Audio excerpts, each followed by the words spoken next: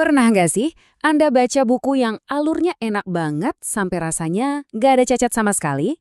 Nah, di balik setiap naskah yang keren itu, ada peran seorang editor yang krusial banget. Tapi gimana sih sebenarnya cara jadi editor profesional? Yuk kita bedah satu persatu fondasinya.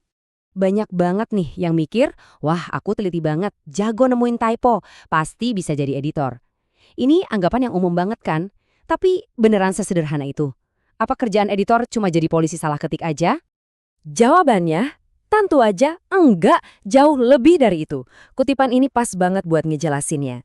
Editor itu bukan sekedar pencari kesalahan. Editor adalah penjaga kualitas. Tugasnya memastikan sebuah naskah bisa keluar versi terbaiknya. Oke, kita masuk ke fondasi pertama. Dan ini lucunya nggak dimulai dari kursus yang mahal atau buku yang tebel-tebel, semuanya dimulai dari kebiasaan kita sehari-hari. Kita sebut aja disiplin berbahasa. Coba deh lihat kebiasaan-kebiasaan ini. Mungkin kelihatannya sepele ya, cuma soal nulis chat, bales email, atau bikin status di media sosial. Padahal justru disinilah latihan paling pentingnya. Biasain dari sekarang, nulis itu harus benar. Dari huruf kapitalnya, titik komanya. Latih kepekaan kita buat ngerasain, kalimat ini kok aneh ya? Atau ini maksudnya apa sih kok ambigu? Jadi, ini dia kuncinya. Jadi, editor itu bukan soal hafalan mati semua aturan tata bahasa, tapi lebih ke membangun intuisi. Membiasakan otak kita buat mikir secara sistematis dan logis setiap kali kita menggunakan bahasa. Anggap aja ini kayak melatih otot, tapi otot bahasa harus dilatih tiap hari. Oke, setelah kebiasaan sehari-hari mulai terbentuk, sekarang saatnya kita naik level. Kita masuk ke fondasi kedua, yaitu kita harus paham ilmunya. Karena, percaya atau enggak, editing itu beneran sebuah disiplin ilmu loh. Ada teorinya. Nah, ilmu ini namanya editologi.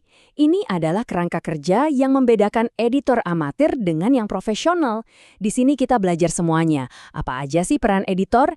Etika profesinya gimana? Jenis-jenis penyuntingan tuh ada apa aja? Sampai alur kerja di dunia penerbitan yang sebenarnya. Bedanya kelihatan jelas banget di sini. Tanpa paham ilmunya, editor bisa kebablasan. Saking asyiknya ngedit, gaya khas penulisnya malah jadi hilang. Nggak tahu kapan harus berhenti. Sebaliknya, editor yang paham editologi, dia tahu posisinya. Tugasnya bukan menulis ulang, tapi memfasilitasi naskah biar jadi versi terbaik dari dirinya sendiri. Dan kutipan ini, wah ini merangkum semuanya dengan sempurna. Ini adalah perubahan pola pikir yang paling penting. Tugas kita sebagai editor itu membantu tulisan penulis jadi lebih bersinar, bukan malah kita redupkan dengan ego kita. Kita ini jembatan supaya ide penulis sampai dengan mulus ke pembaca.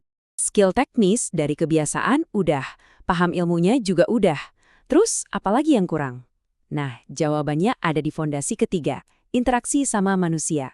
Yap, kita perlu banget membangun jejaring. Ada satu fakta yang menarik banget di industri ini. Sebenarnya, banyak banget penulis di luar sana yang butuh editor. Mereka sadar tulisannya perlu dipoles, tapi mereka bingung harus nyari kemana. Nah, disinilah peluang besar buat Anda. Terus, gimana caranya? Pertama, nyemplung dulu ke tempat para penulis ngumpul. Gabung sama komunitas-komunitas mereka.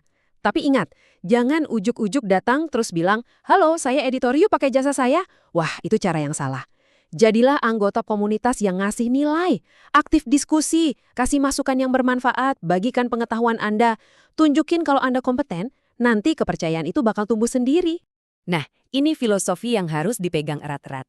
Jejaring profesional yang kuat dan tulus itu lahir dari kemauan kita untuk memberi lebih dulu. Kalau Anda konsisten berkontribusi, orang akan ingat Anda pas mereka butuh bantuan profesional otomatis. Oke, kita udah bahas ketiga fondasi utamanya, disiplin berbahasa, pemahaman ilmu, dan membangun jejaring. Sekarang, yuk kita lihat gimana semua potongan puzzle ini menyatu dan membentuk perjalanan karir seorang editor. Perjalanannya itu kira-kira begini, semua berawal dari hal-hal kecil kebiasaan kita setiap hari. Fondasi itu lalu diperkuat dengan ilmu yang formal, yaitu editologi. Nah, setelah itu kita bangun jembatan ke dunia nyata lewat jejaring. Kalau ketiga fondasi ini udah kokoh, percaya deh skill yang makin terasah dan klien yang datang itu bakal ngikutin secara alami. Pada akhirnya, menjadi editor profesional itu sebuah proses membangun. Ini bukan jalan pintas. Semuanya saling nyambung dan butuh dedikasi. Nah, pertanyaannya sekarang saya kembalikan ke Anda. Dari ketiga fondasi ini, kira-kira fondasi mana yang mau Anda mulai perkuat mulai hari ini juga?